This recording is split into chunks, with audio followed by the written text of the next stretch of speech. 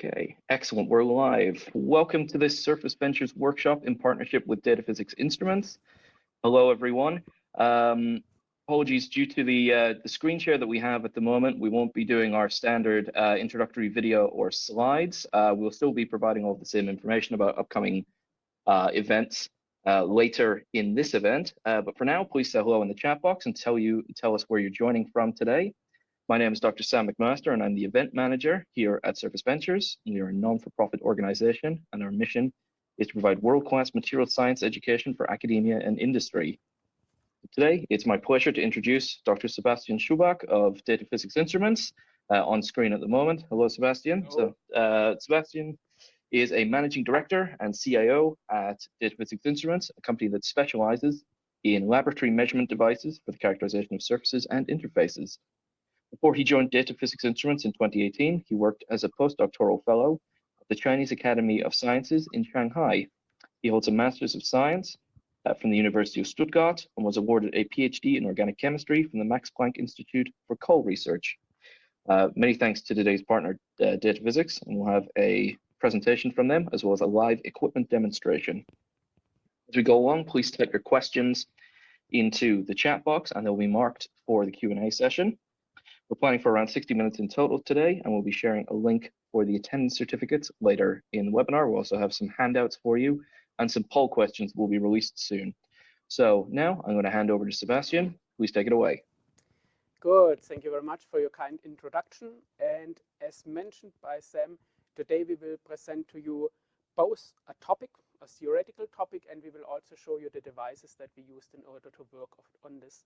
So my goal is today to broaden a little bit your scope and show you how you can deeper understand what a plasma treatment is causing to a surface.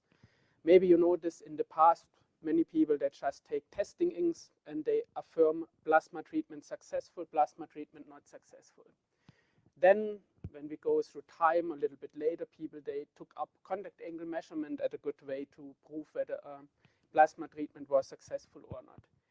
I think this is already a huge step forward, but if you really want to understand deeply what a plasma treatment is causing to the surface chemistry, to the morphology, and ultimately then to the adhesive behavior of liquids on the surface, I think the combination that we are proposing today will be very interesting for you. So let me first start with a couple of PowerPoint slides and introduce our topic to you.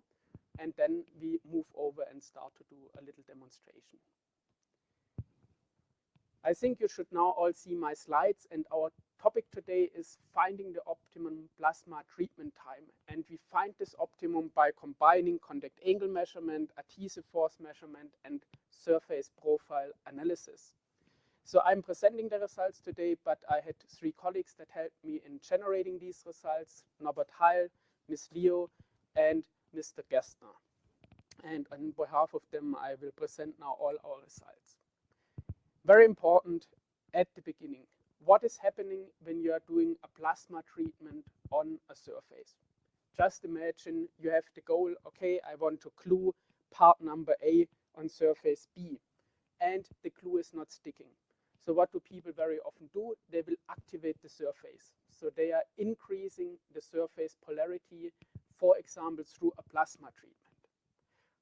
But in the past, people often find, okay, if you are treating the surface for a longer time with plasma, then the adhesion is becoming worse.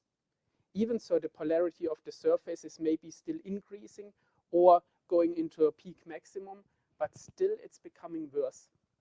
And our goal was to try this equipment as simple as possible to find out what has happened to the surface and why is the adhesive properties not increasing anymore. Yeah? And if we summarize this, let me quickly start. We have this kind of setup here. So we are using a handheld plasma treatment device. This is a so-called piezo brush that we buy from Relion Plasma. It's a little handheld plasma device for activating surfaces. And the goal was to try out a couple of different surfaces and see how different plasma treatment times are affecting the properties of the surface.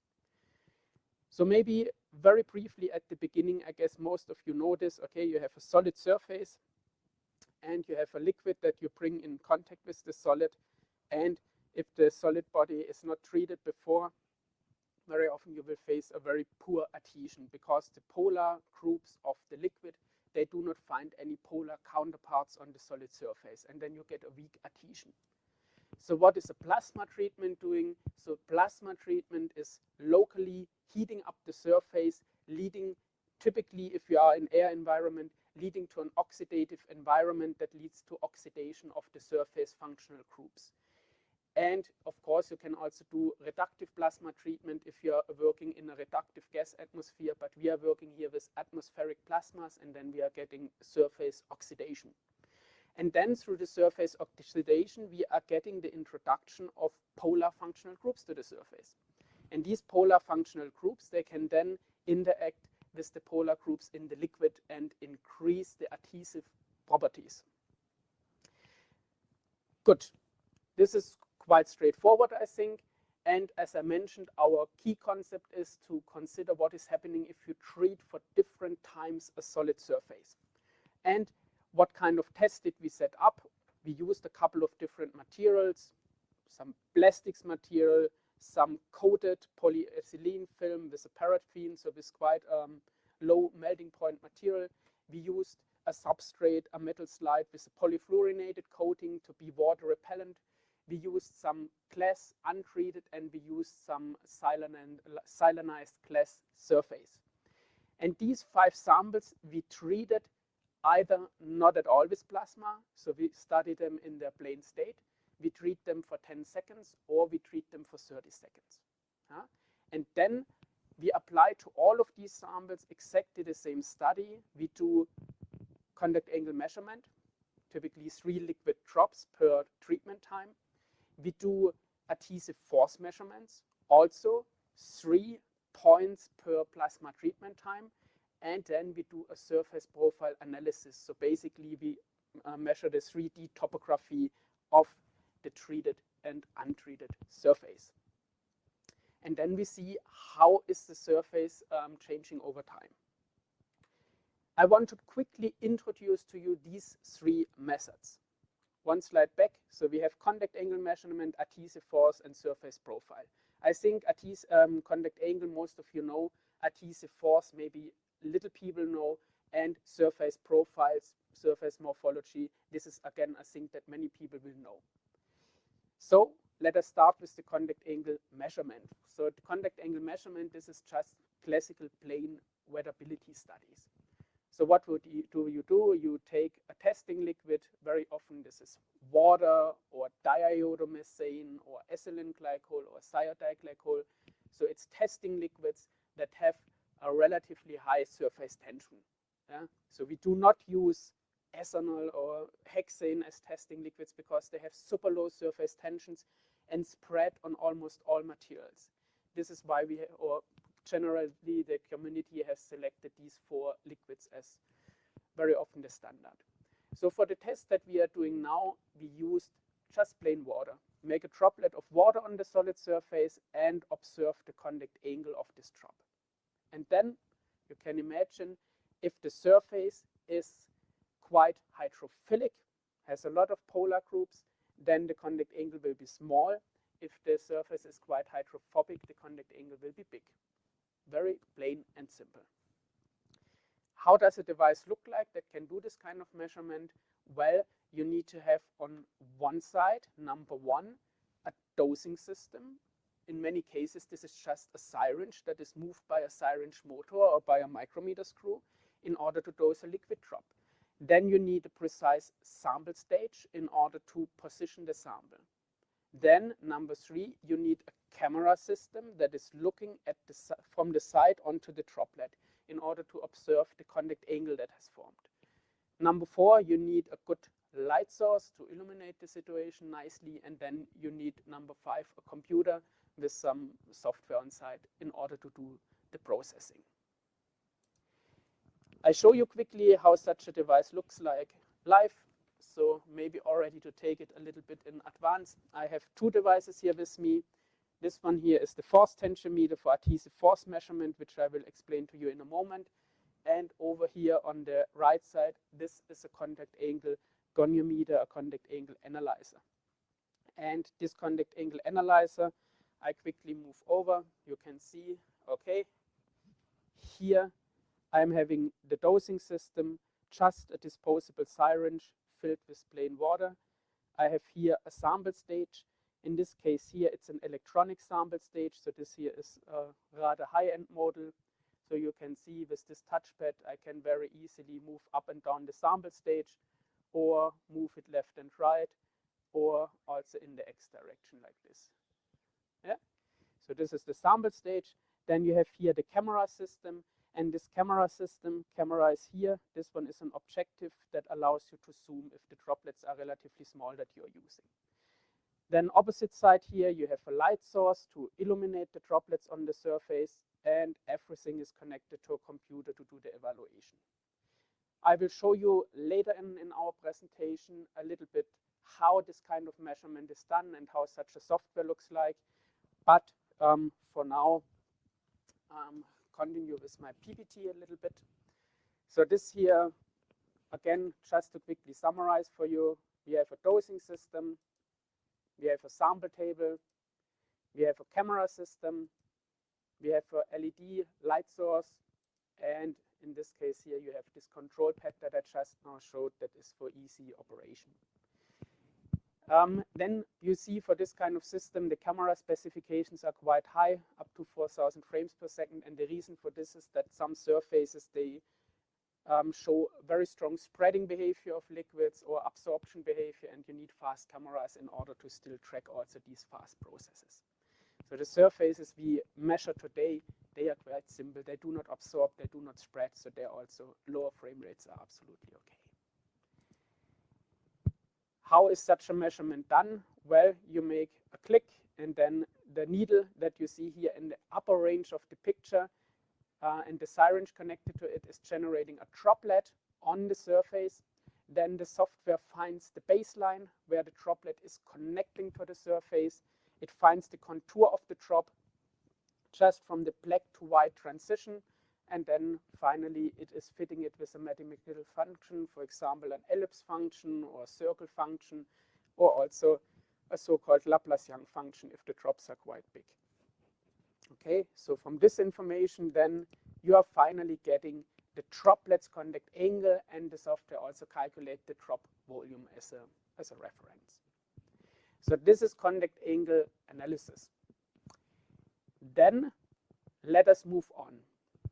What is now adhesive force measurement? So this is a little bit more difficult. For the adhesive force measurement, I have to first explain to you a little bit what is a force tensiometer. Because adhesive force measurement is the combination of optical contour analysis, like you just now saw it, and force tensiometry with a force sensor. So how does a force tensiometer work? Well, you have in the head of the force tensiometer a balance, a very precise balance. And to the balance, this is an underfluoric balance, so you do not put your stuff on top, but you hang it below. And in this case, you hang here below a probe. This probe is typically made from platinum iridium alloy if you want to measure surface tension. Then you have here your sample, very often a liquid. And this is the key point that I want to show you today. Force tensiometers, they are not only devices to measure surface tensions. This is their classical use. They are much more powerful devices that can be used for all kinds of things where you need a precise force sensor. Yep. Then you need to have temperature adjustment. So this silver colored body here, this is a thermostat jacket run with a liquid circulator. You need a mobile sample stage for fully automatic positioning of the sample trough and fully automatic movement with a very well controlled speed. This is very important for adhesive force measurements. And then finally, typically you use an encasing around the whole device in case you have air conditioning running and blowing onto the device. And finally, also this kind of touchpad in order to control. Now the force tensiometer that we are using today, you see in the center, it is exactly the same thing that I have shown you on the PPT slides. Balance, mobile stage, touchpad for controlling, no windows so that I can reach in freely and show you what I'm doing. But I have here a little addition. I have a camera system. So you see this camera system here is almost identical to the one that you see on the optical contour analysis system. Camera here in the back, here a zooming objective, and on the opposite side is a light source. Yeah? So here two devices, a force tensiometer and optical contour analysis systems. They have a kit together, which is this kind of system here that combines both of these principles. Now is the big question. If you have already in here a force sensor for measuring adhesive forces, why do you need a camera system? And this is the important question that I want to answer with you by showing you a couple of PowerPoint slides again. So let us have a little look over here. So generally we begin and we do it a little bit broader that it's clear. So the tensiometry, this is the study of the deformation of liquid surfaces and the force that is needed. So you know this, in outer space, every liquid would adopt a perfect spherical shape. But on Earth, since we have gravity force, the gravity force is always working against the surface tension of a liquid. But the gravity force leads to flat surfaces. And if I want to change the shape of this flat surface, here, like in this picture, I need to apply some force. And the more force I need to change the surface size and generate new surface area, the higher is the surface tension. So the surface tension is just proportional to the force that is needed to generate fresh surface area. And now the very important thing, if every liquid seeks to minimize the available surface area, then it is very important to know this force, yeah, that is acting in this direction. So principle is again very simple. So we are having a balance, we attach a probe to it, and then when the probe is lowered into the liquid, a lamella is jumping up at the probe. And we are measuring the weight of this lamella basically. Yeah? So this is what is registered. The balance can only measure weights through the force. And then the probe, I mentioned this to you, it's made from platinum iridium, and platinum iridium has a super high surface free energy. So this means every liquid wants to spread completely on the surface. And this means the contact angle theta that you have here in this diagram, it will become close to zero. And this means the force that we are measuring is the tensile force. And this is the important thing. This is the key concept of the tensiometry. Okay, but now what did we do? Well, we take this force tensiometer here, and instead of using it in order to characterize liquids, we just use the balance as a probe and connect it to this kind of probe. And at the end of the probe, you can see this very, very small, there's a droplet of water. And the water is now put onto the solid surface. You see this in these little pictures. Picture number one. Imagine the gray rod pointing upwards here is connected to the force sensor, to the balance. Then the liquid drop is put onto the sample that we want to characterize in yellow. Yeah? Stage is moving up, drop is making contact. Then typically the drop is being compressed a little bit so that the wetted contact area is becoming bigger. And then in 3B, the sample stage is moving downwards. And from the downwards movement, the drop is pulled off the surface. And the tensiometer is measuring all the time what is needed, what force is needed to pull off the droplet. Finally, at the end, picture number 4, droplet has been pulled off. Okay? But so far, like I described it, this was a pure force measurement. So I'm just measuring the force that is needed to pull off a drop. But why do we need the camera system? Well, we need the camera system in order to determine the contact area between the drop and the sample surface. You see in picture number 2, contact area is quite small. Picture 3A, contact area is much bigger. Picture number 3, contact area is smallest. And we want to determine a force per area, because otherwise one person measures with a big drop, detects a big force, and is very happy that he has or she has very strong adhesive properties. Next person uses a tiny drop and is frustrated because the adhesion seems to be very weak. So we want to measure adhesive force, but we want to measure it as force per area.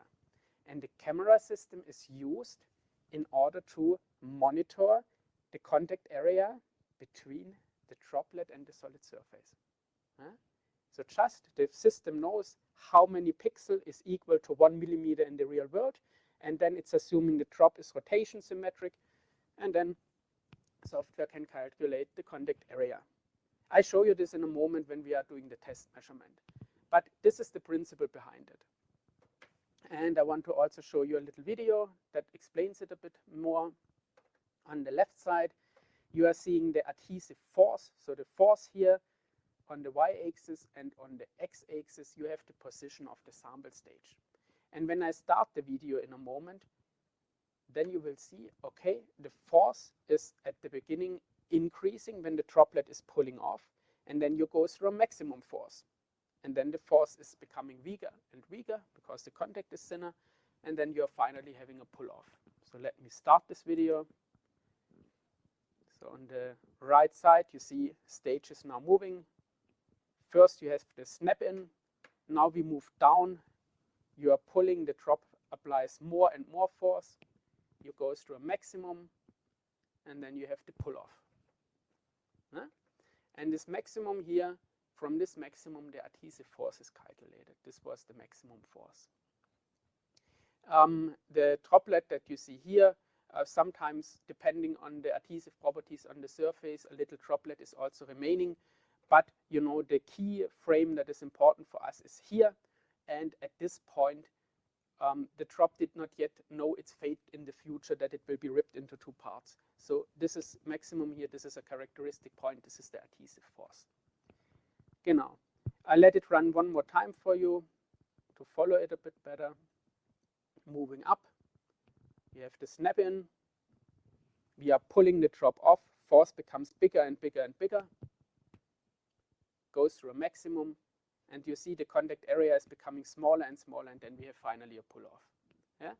So this droplet here represents also the final contact area before the pull off. Yeah? So on the right side, this is why we need the camera to detect the contact area. On the left side, the results from the balance, the force that is needed to pull off. Okay? And I mentioned we are using a third piece of equipment for our study. And the third piece is a surface profile analyzer. You see it here on the right side in this little picture. And this system is using white light interferometry. And you are getting these kind of three-dimensional profiles of the surface. So this means if during plasma treatment of our sample, the sample is changing in its morphology, you know, maybe we are generating structures on the surface, or we are generating a powdered surface, or disintegrated surface. With this kind of high-resolution images here, you can detect it very well. Because the powerful thing about these white light interferometers is that their resolution in the Z direction, so their high resolution, is super, super good. It is in the very, very small nanometer range. So even if there is tiny powdered particles or something forming, you can typically detect it if the amount is enough. Very important, this is like a microscope. So this means the resolution in the X direction and in the Y direction is not as high as in the Z direction.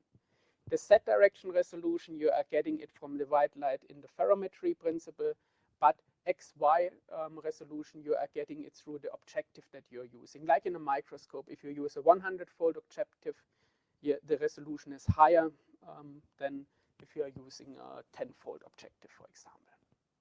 Okay, so these are the three pieces of equipment that we are using.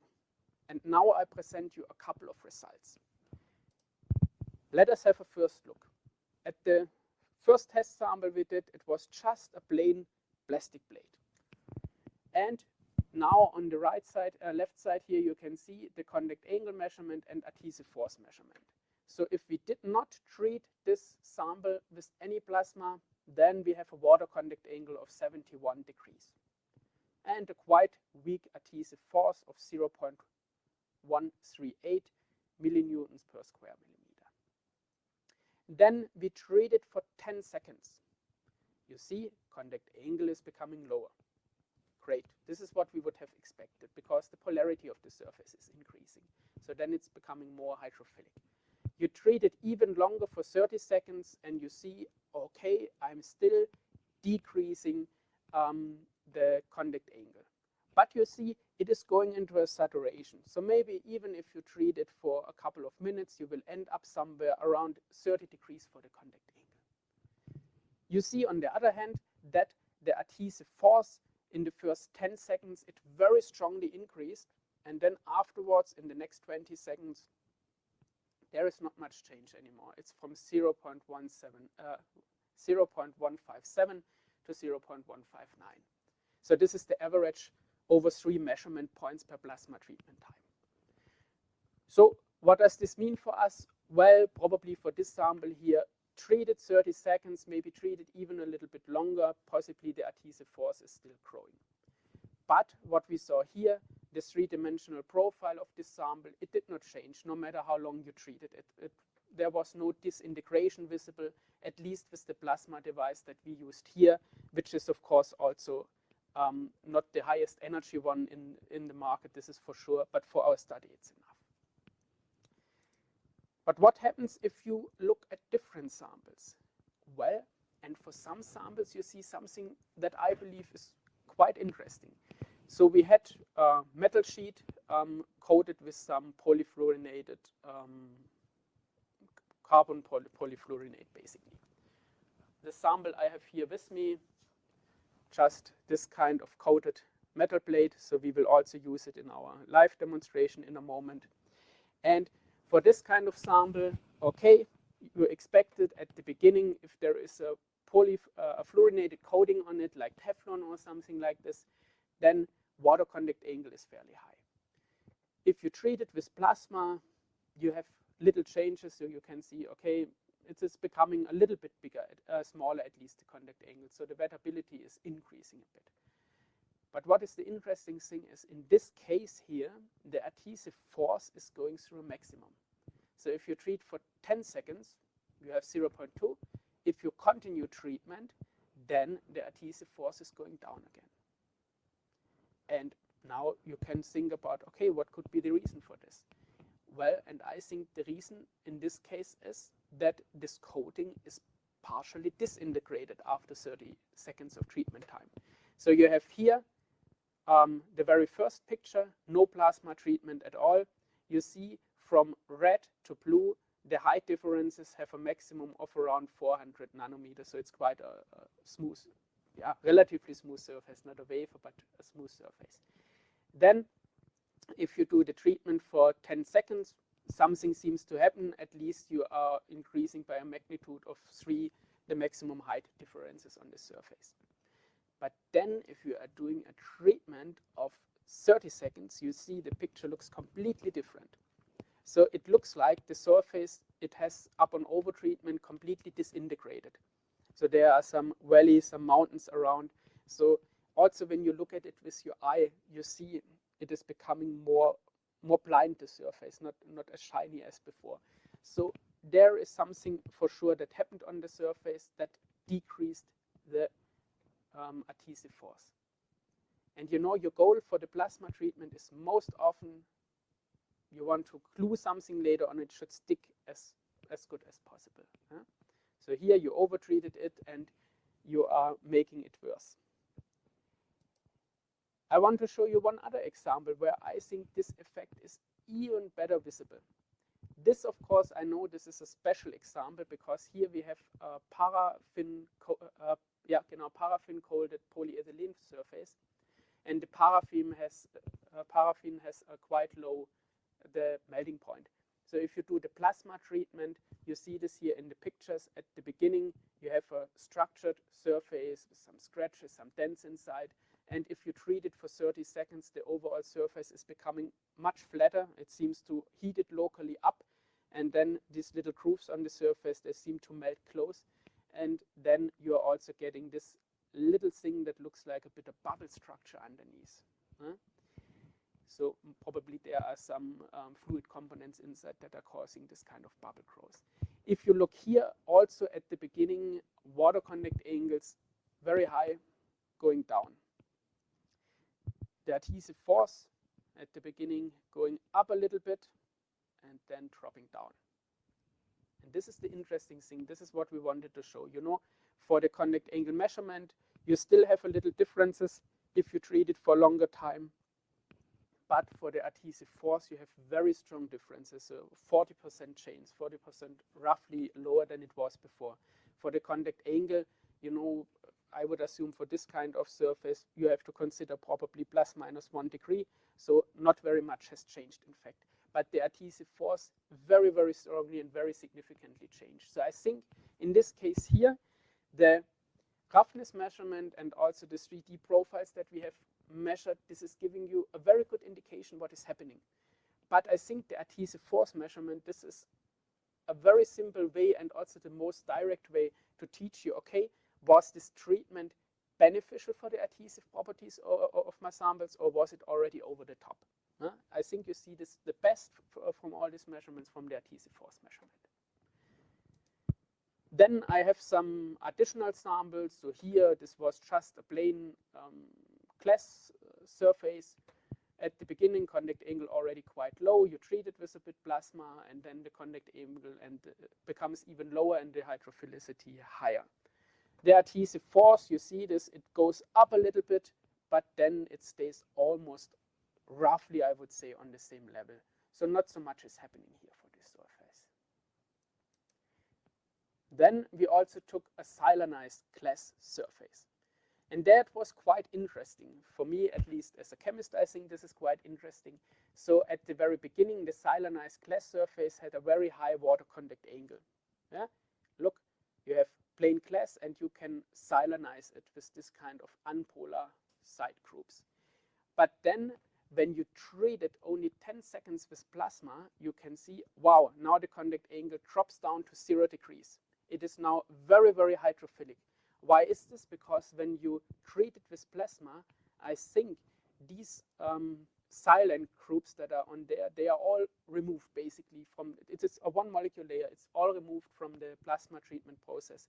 And then you have a neat glass surface underneath with lots of free OH groups. And here in this case, it seemed, okay, even after 10 seconds, already enough of these groups are released to lower the contact angle to 0 degrees. But you see the adhesive force is still growing strongly. So for me, this means in this case, okay, maybe there are after 10 seconds still some residual groups on there, and you are releasing more and more of these, so the adhesion is becoming bigger and bigger, even so you do not see it for the contact angle anymore. So what does this mean? So I think here in this case, the adhesive force measurement is teaching you, you need to treat your surface longer, maybe even longer than 30 seconds. While the water contact angle measurement, it would have taught you 10 seconds is enough, it's 0, be done with it. Maybe for the 3D profile, to come back to this, 3D profile, after 0 seconds, 10 seconds, 30 seconds, we did not see any change. And the reason is we just liberate this one molecular layer here of silane groups, so I think it does not make a huge height difference on the scale that we looked at. So very quickly I go back. So here I think the advantage of the adhesive force measurement is it is teaching you stop it after 10 seconds of treatment. If you treat it longer, you damage your surface. I think from this measurement, you go in the same direction, but this time the 3D profile is teaching it to you. Also, the adhesive force measurement teaches it a little bit, I would say. It's still a decrease almost by 10%. And I think here for the last example, sample number 5 that we have shown, it is showing you, okay, you need to treat it longer than the water contact angle measurement alone would have suggested. So I think these 3 measurements, they are a very powerful combination in order to judge what a plasma treatment is doing to your surface. And I think if I would have to choose one device in order to characterize the plasma treatment, then I would probably go for this kind of force tensiometry method, because the results that we are getting is closest to what we are interested in. We are interested in adhesion properties. So adhesive force is the most direct way probably to go in order to judge it. Now, as a quick summary, the combination here revealed for us a deeper insight into the surface behavior of our sample. But what I want to do now, I want to show you how these kinds of measurements are performed. And I will start by showing you the contact angle measurement, and then we will move on and we do an adhesive force measurement. But before we do the measurement, we have to treat our sample, this one here, with some plasma. And I show you how this is done, and then we do the measurements afterward. So let me go over here. I put my sample here on the table, and this is now the device that I use for the plasma treatment, the piezo brush. And that you can see a little bit better what is happening, I will zoom my camera in. So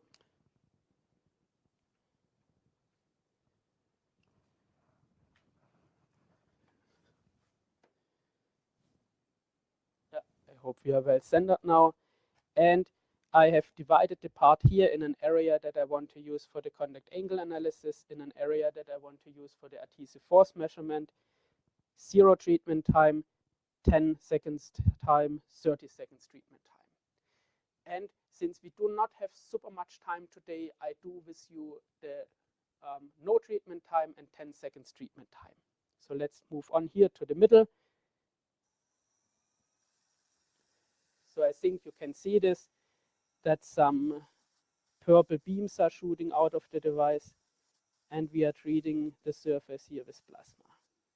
Yeah? We do this also for the second spot so that we can do the adhesive force measurement.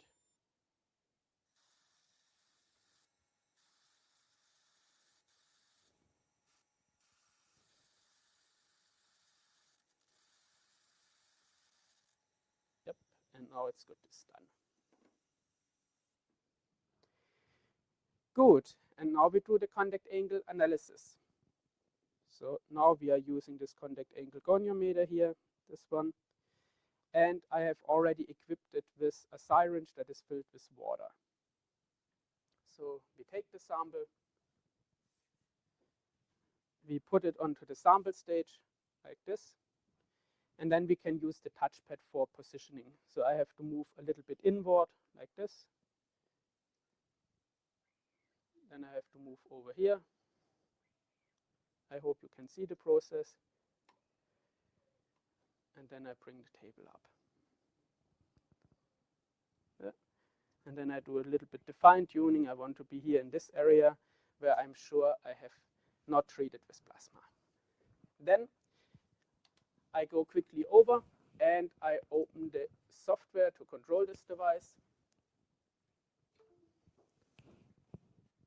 Just give me 1 second. This one here. And what we are doing now, we are just placing a droplet of water on the solid surface, and then we are seeing the contact angle before and after the plasma treatment. So now in a moment the software is coming up. Let I directly share it with you. Yeah. So this one here is our device software, and we have connected this kind of the OCA 50 device. And I increase the light level a little bit. Yeah, so you see now our sample is visible. And what we need to do now is we need to set up our dosing unit, but I already did this before, so all perfect. And I only need to select my measurement method. So I go here on measure, I select sessile drop method for the contact angle analysis. Then I type in here, what am I using? I'm using metal, this coating. And I confirm density is 3, but it's not so really relevant in this case. And then I just confirm it. And then I can generate a droplet of water at the end of this little needle. Seems I have moved it a little bit. Just give me 1 second. Now I have the droplets formation.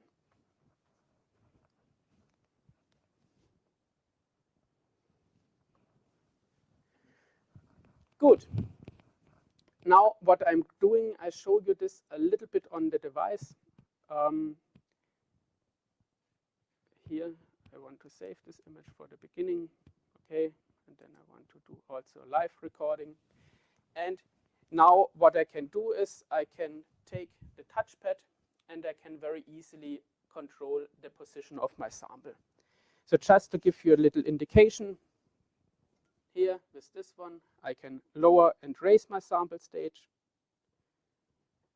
But I have to check, why do I not get a live picture? Just 1 second. Don't save this. This is the camera I want to use.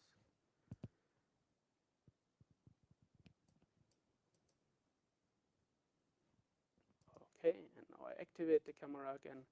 Sorry, maybe I stepped on the cable and I froze it. Just a second. Okay, let's try again. Now I seem that I have a little conflict with my camera systems. Maybe it is trying to use one camera from my video setup here. Let me very quickly restart it and try again. Just 1 second. Okay. So, and let us see now whether now it's okay.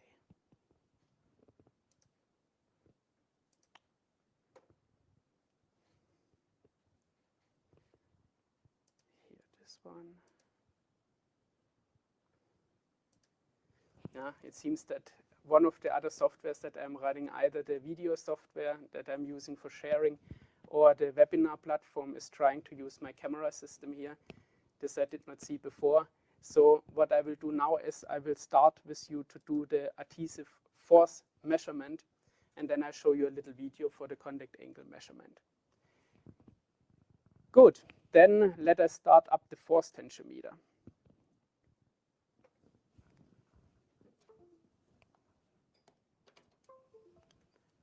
So I hope I was fast enough with the cables.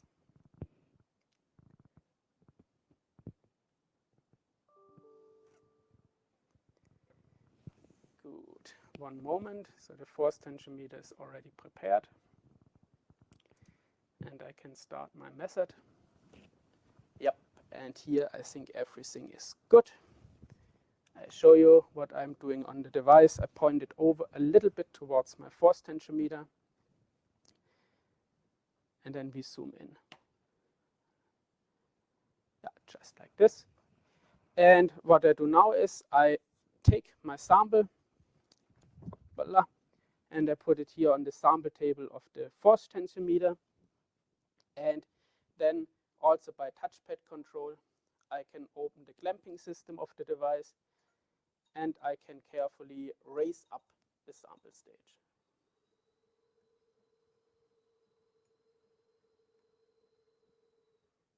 Yeah, you see this? Now I'm close proximity already.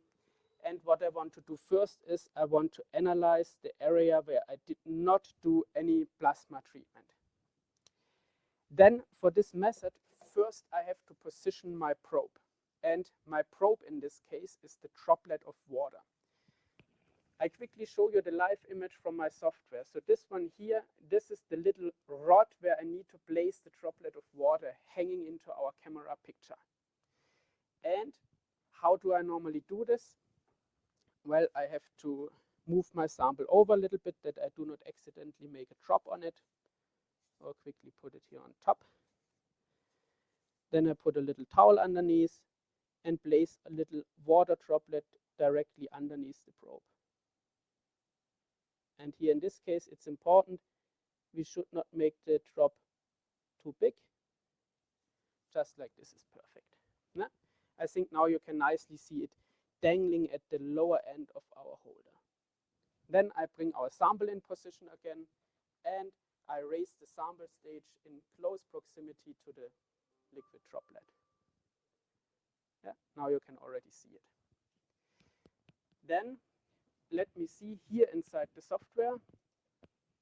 What I have to do now is I just have to start my measurement procedure, and then the sample stage will move up and move down automatically and the droplet will be pulled off. So I click here on start, continue, and there is here a little assistant that is telling you what you have to do step by step, but I know what I have to do, so I'm ready. And now I overlay here a little bit with the movement of the stage. So you see now the sample stage automatically moves up, is connecting the drop, compresses it a little bit, and you can see now the drop is being pulled off. Yeah? Longer and longer, and it's gone.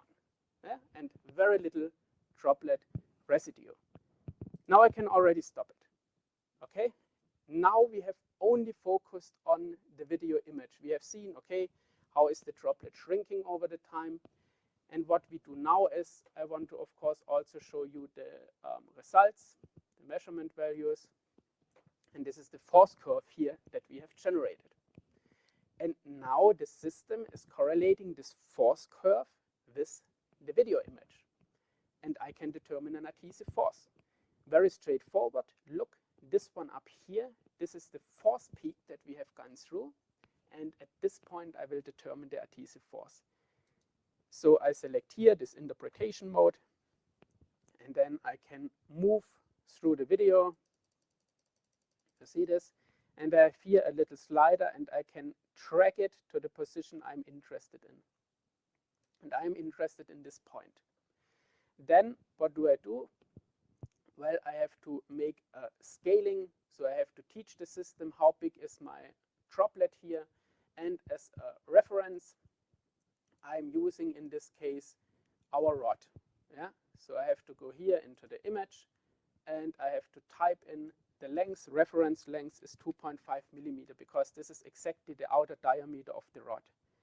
And then I'm taking this tool and set here my boundaries. Just like this. And here I need to lower it a little bit. This is already good. Then I position the baseline roughly around here. Typically, I position it at the beginning a little bit lower. Then I set some points here for the reference. They are just needed in order to interlay with my droplet. And then I take the baseline and move it up again. And then I can click on calculate. And then I get my results. So look at this. I'm getting now here a force per area of 0.0575 millinewtons per square millimeter. This is quite weak adhesion. So you saw the drop was also almost completely pulled off the surface. What do you think now will happen if I go to the plasma-treated surfaces? Then, of course, the adhesion will be stronger. And then the adhesive force will maybe be 0.2 millinewtons per square millimeter. Yeah? No matter how big is the drop that I have set, if I do this kind of referencing that I've done now here together with you, then very easily and very straightforward, we are getting here the correct force per area. So it's quite a quick method. So maybe I took 5 minutes or something for setting the whole thing up and measure it. But I think this is a time that's worth it, because it's giving you a much deeper and much more direct insight into the adhesive properties of your sample. Genau. Now I show you how would be the behavior of the droplet on the surface that has a stronger adhesive force. Huh? So we go over here, back to our device. We quickly remove the sample, and we also remove the droplet with the test liquid, because it's normally you should also wash the rod, because it's always possible that you got some particles from the sample onto it. Then we take the sample stage a little bit away, close the clamping here, and we dose a fresh droplet. This was a bit big one. Yep, this is a good one. Then we place our sample here, center in the middle, open the clamping of the balance, and then we bring our probe into close proximity to the sample surface. And then we do the next measurement. Oh, wait, I overlay it with you that you see it a little bit better. Yeah. this one here. And then I just click on Start Measurement. And important, now I'm measuring in the area where the adhesive force is higher. So we would expect that more liquid sticks to the surface and that the force that we are detecting is higher. This is the force. Now we make contact. Now we are pulling off the droplet.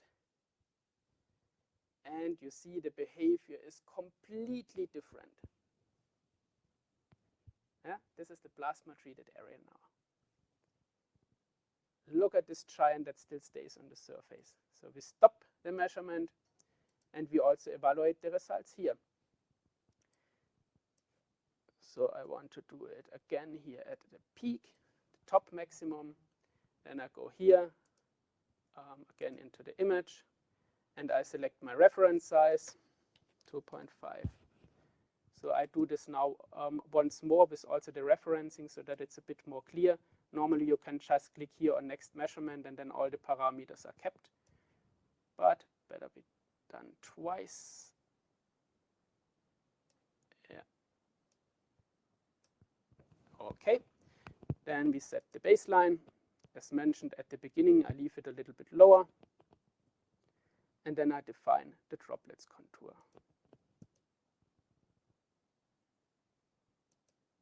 Yep, and then I do it on the other side.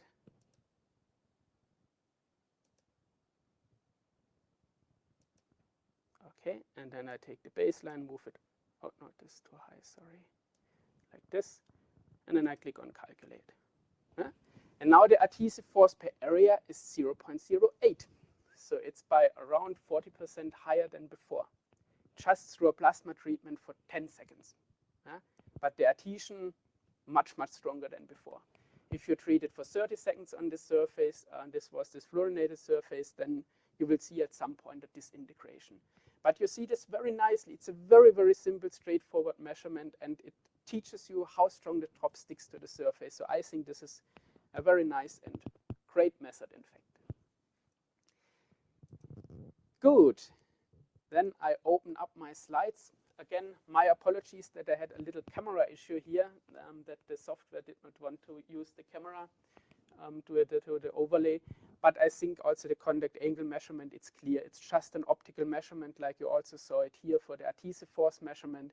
But we are not only detecting the contact area, we are detecting the angle of this droplet. So you could also take the little residual droplets that have stayed here on the surface and do the contact angle analysis.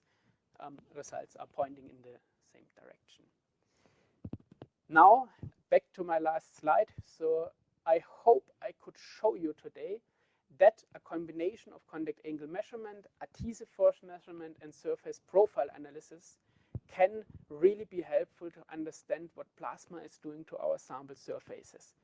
And you saw I presented 5 different samples, and I think maybe 4 different things at least have happened on these samples. Sometimes you loosen a layer of protective molecules, sometimes you disintegrate the surface, sometimes you melt it and it becomes smooth on the surface. So there are so many things that can happen, and yeah, a contact angle measurement alone is not really giving you the complete insight. So thank you very much for your attention. I'm very open now for some more questions. I think we still have 5 minutes left. Thank you very much. Excellent. Thank you very much, Sebastian. That was a fantastic demo. Great to see the equipment in action. Okay, very good. So we've got a couple of questions from the audience, and then I think I have a few as well. I don't know whether other audience members may have additional questions too. So what I'll do is I'll start with a question here from Peter, who asks about the plasma power. So what is the plasma power or current density acting on the surfaces during your plasma treatment? 1 second, I check on the device. Of course. Whilst Sebastian is doing that, for now, I'd just like to release the download link for the attendance certificates. That is now available in the bottom left. So please, if you would like an attendance certificate, excuse me, for this event, please click on this. It will only be available during this event, so please do go open the tab for that. The website will remain active for the next day, so please don't leave the event. We still have a question to answer. Okay, so I can answer the question not completely.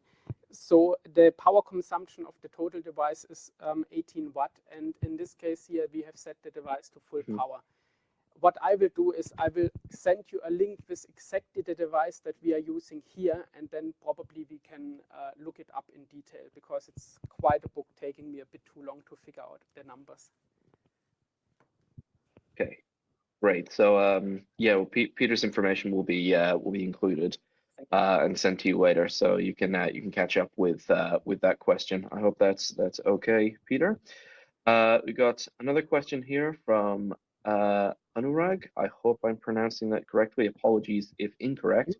They've asked about the name of the software. So the software that I used for the OCA is called DPI Max, and the software that I have used for the force tensiometer adhesive force is called DCATS.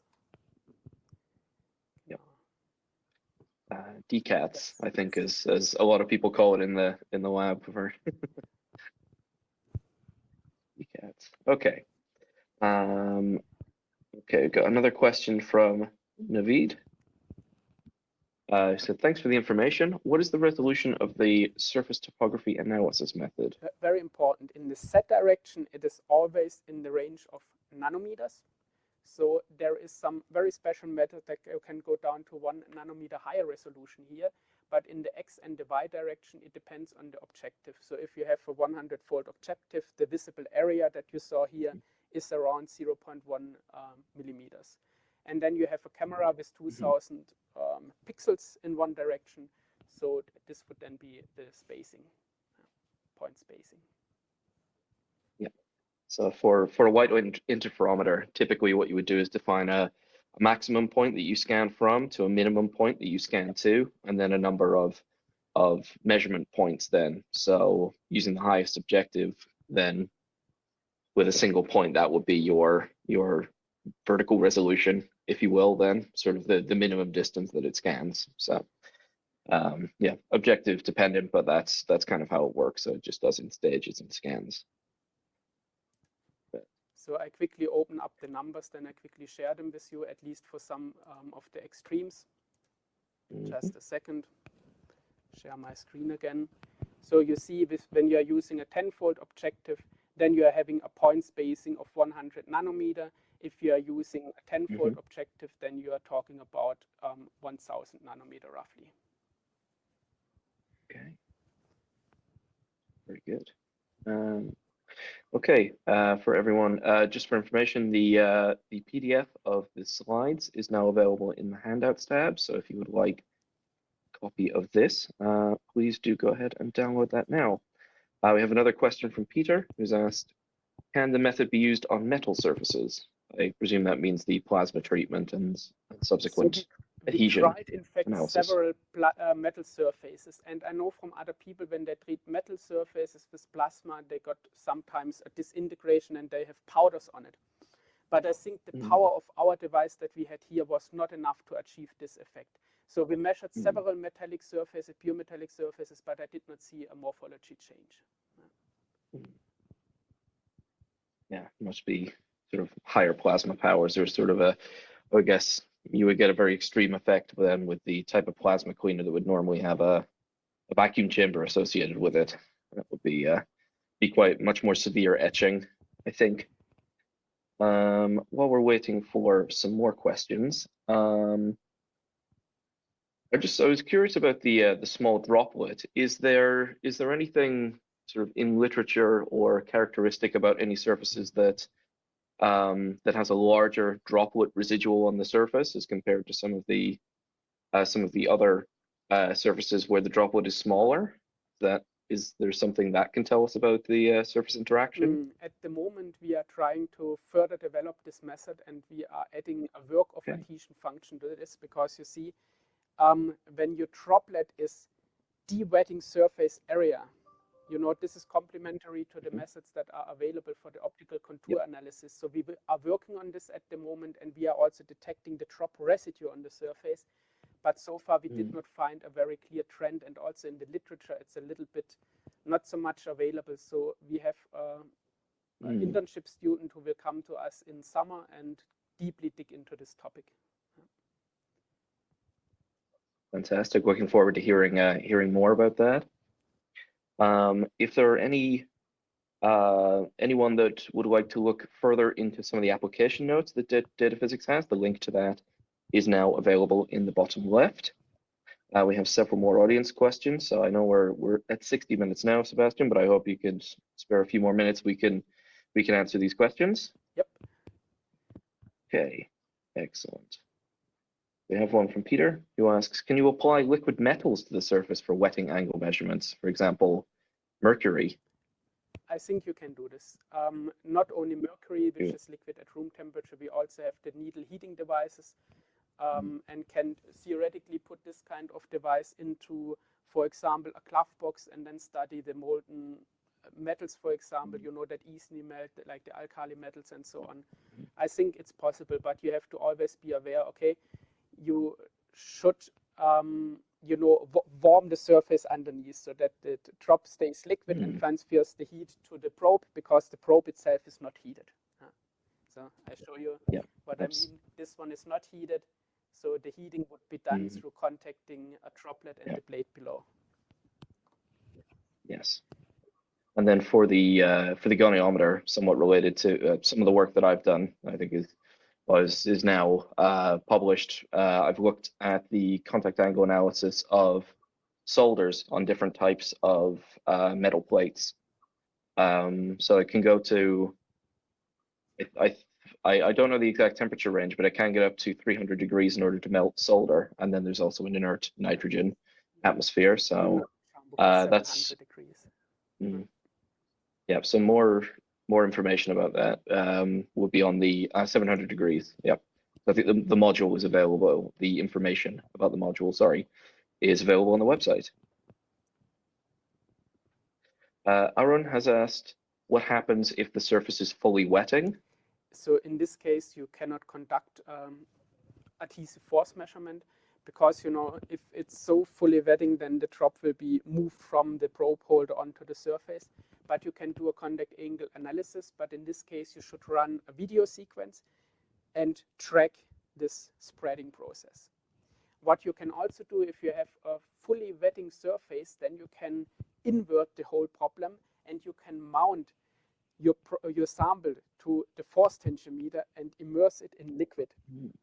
And then the liquid will very quickly move up. I think we presented this here in the Surface Ventures workshop maybe 1.5 years ago, where we do imaginary contact angles on the dental implants, for example. They are typically fully wetting.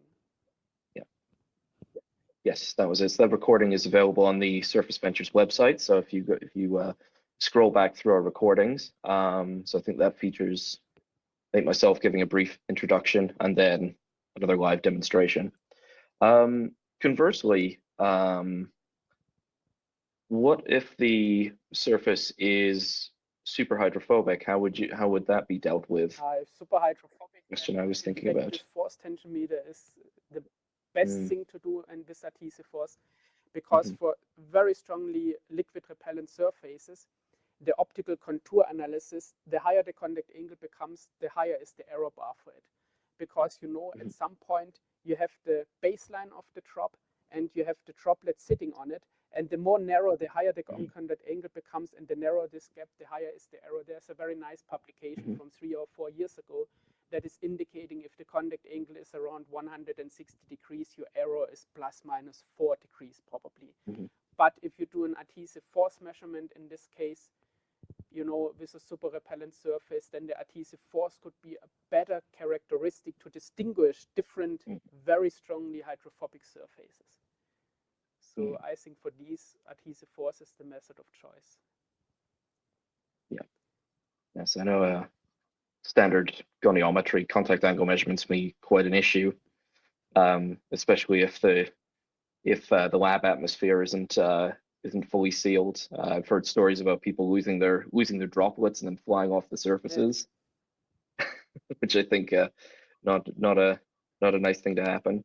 So I think we have one final question here from Veronique, who was asked, can we use another liquid than water? Yes. So also this is possible, but you have to keep in mind water has a very, very high surface tension. So keeping water together, keeping it on the probe is quite easy.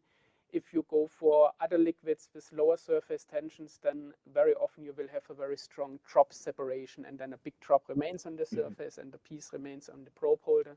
So I think water is the best testing liquid, but if you have not too low surface tension, also others will work. Okay.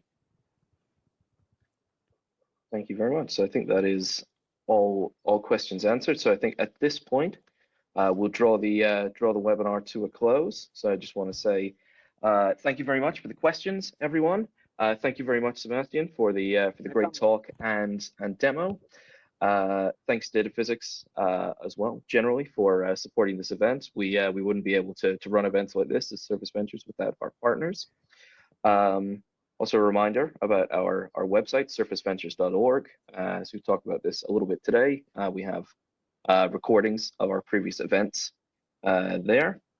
We will organize our next keynote webinar on the 25th of May. And I will now share the link to that. The website will be updated shortly with that. Also, stay tuned to our mailing list. Check out our website and LinkedIn for further updates. And we also have our fortnightly newsletter, Modern Surface, with the next issue being released tomorrow morning. So if you sign up to our mailing list, you will receive this. And finally, I just want to say, we'd like to ask for your support as the audience to take the time to advertise this to your friends and colleagues. If they would find this interesting, please do tell them. And with that, I'd like to say thank you very much for attending.